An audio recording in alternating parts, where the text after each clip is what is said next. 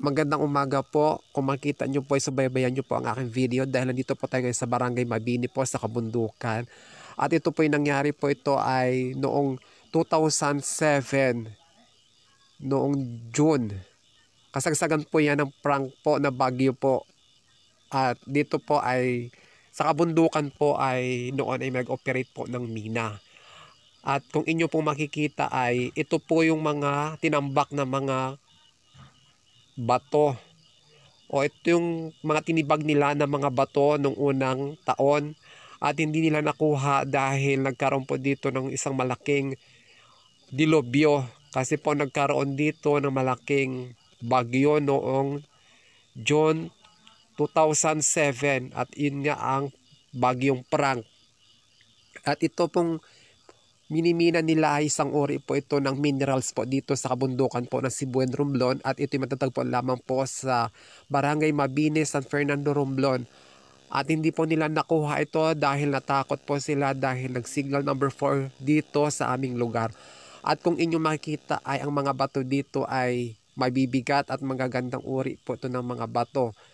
Hindi natin maisip kung ito po ay anong klaseng mineral, kung ito ay manganese o kaya ay nickel ore o hindi ko alam dahil wala po tayo eksaktong alam dito sa mga mineral pero naririnig ko lamang po ito sa mga tao.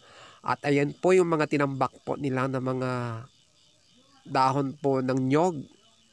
Sa katagalan ay nabulok na rin yung dahon ng nyog at ayan nakita na natin yung mga tinambak-tambak nila na mga bato at yan po ay hindi yan nakuha at hindi yan nabili. So naiwan yan nila dito pero may haka-haka po na ipupuslit daw ito ang bato pero hindi ko naman alam kung totoo hindi. Basta pinapakita ko lang sa inyo yung mineral na ito sa Barangay Mabini. Kaya alikapunta natin ngayon yung pinakamalaki pong area na tinibag talaga nila. Pero wala ko kasiguraduhan kung sino talaga ang nagtibag nito ng mga tao. Basta ipapakita ko lang sa video sa inyo na ganito ang itsura na nangyari doon sa kabundukan ng Barangay Mabini.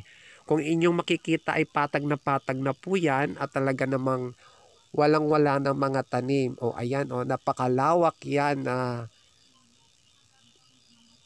patag na. At nakita nyo naman o, naging pader na yung paligid nito at talagang sa sobrang pagtibag nila ay pumantay na para na siyang disyerto. Pasensya na kayo kung magalaw ang aking video dahil ako ay naglalakad at talagang sobrang init dito sa kabundukan.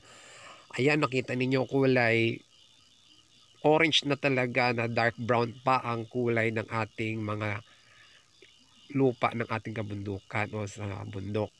Kung inyo pagmamasdan mabuti, itong paligid po ng hinukaya ng ating mga kababayan o mga tao dito sa area ng Barangay Mabini ay malaking malaki na talaga. At mabuti na lang at nahinto ito na operasyon na ito. At kung inyong maigi pagmasdan ay itong mga bato na ito ay mabibigat. Ayan o, mabibigat na kala mo'y kalawang ang kanyang bato. Pero may mga laman yan sa loob na parang mga silver. Hindi ko alam kung ano talagang klaseng ano yan, kayamanan. Kaya marami talaga na gustong sirain ang Sibuyan pero hindi kami papayag dahil amin ito. Dahil ayaw namin na sirain talaga dahil bigay ito ng amin Diyos sa amin na libre at aming pangangalagaan.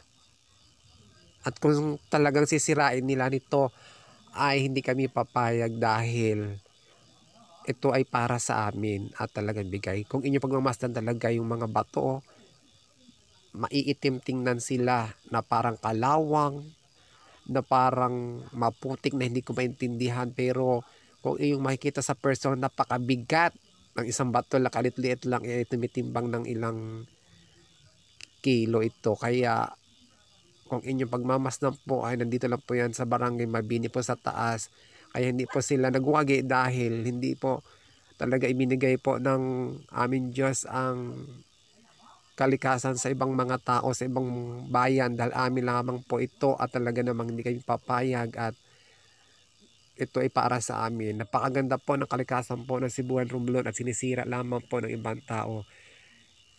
Kaya papangalagaan namin to hanggang sa huli, kaya hindi kami papayag kung ano man ang mangyari. Bahala na ang Diyos sa amin. At kung makita nyo, tanaw na tanaw dito yung karagatan. Kaya maraming salamat po dyan sa inyo. Sana panoorin nyo ito para makita nyo katotohanan.